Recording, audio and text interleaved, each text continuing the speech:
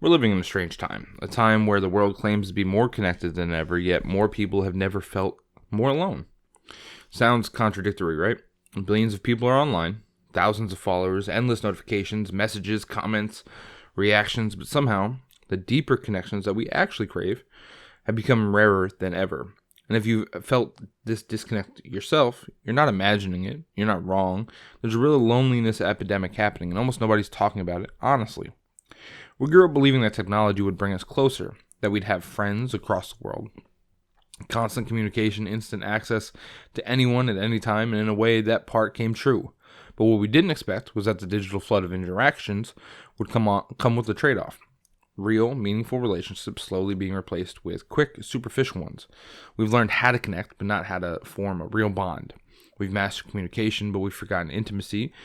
We're surrounded by people, but we're emotionally isolated. And the crazy part, most of us don't even realize it's happening. We just feel this constant low-level emptiness, a sense that something is missing. But we can't quite put our fingers on it. We assume it's stress or tiredness or that we just need to get our life together.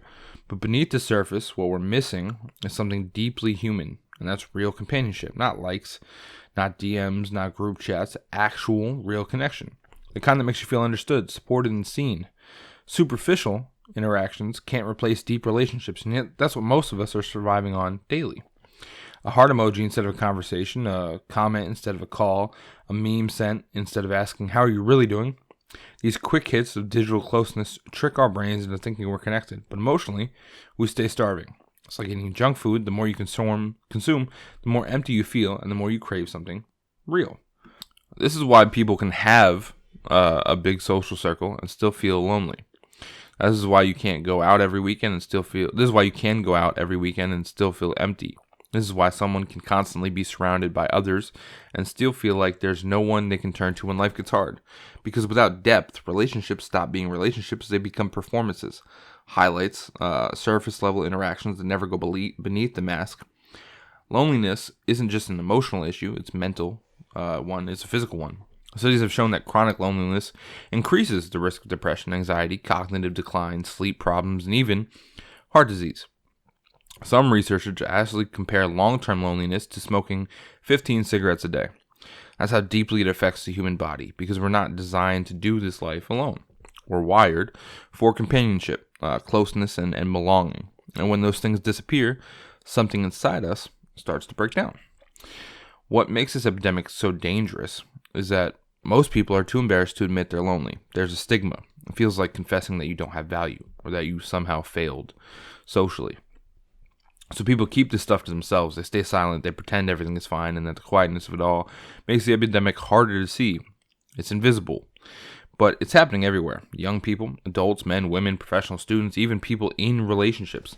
Loneliness doesn't target one type of person. It's a universal human struggle. But here's the part that matters. Loneliness isn't permanent, and it's also kind of not your fault. The world changed faster than our emotional wiring could keep up. Social media shifted how we interact, culture shifted how we build friendships, and work shifted how we spend our time. Life became faster, more fragmented, and more isolated. And even if it looks connected on the outside, none of this means that you're broken. It means the system around you just changed. Deep relationships require time, trust, vulnerability, and presence, and all things that modern life quietly takes away. So if you feel disconnected, it's not because you're not trying. It's because the entire world is pulling you towards shallowness and calling that connection. So the solution isn't to disconnect from everything, but to reconnect intentionally, to choose depth over convenience, to build friendships that go beyond the surface, to reach out, check in, and open up to others and to yourself. Because the truth is, no amount of followers, no amount of notifications or interactions can replace the feeling of truly being known. It's not about how many people you communicate with, it's about how many you actually connect with.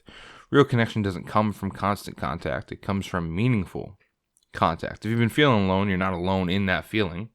And there's nothing wrong with wanting more than surface level interactions. Humans need real connection the same way we need food, same way we need sleep and oxygen. So don't apologize for craving depth. Don't feel weak for wanting closeness. It's not desperation, it's humanity. The loneliness epidemic exists because we stopped valuing what makes us human. But the moment we choose to build deeper bonds, create space for real conversations, and show up for each other with honesty and vulnerability, we start healing, not just ourselves, but everyone around us.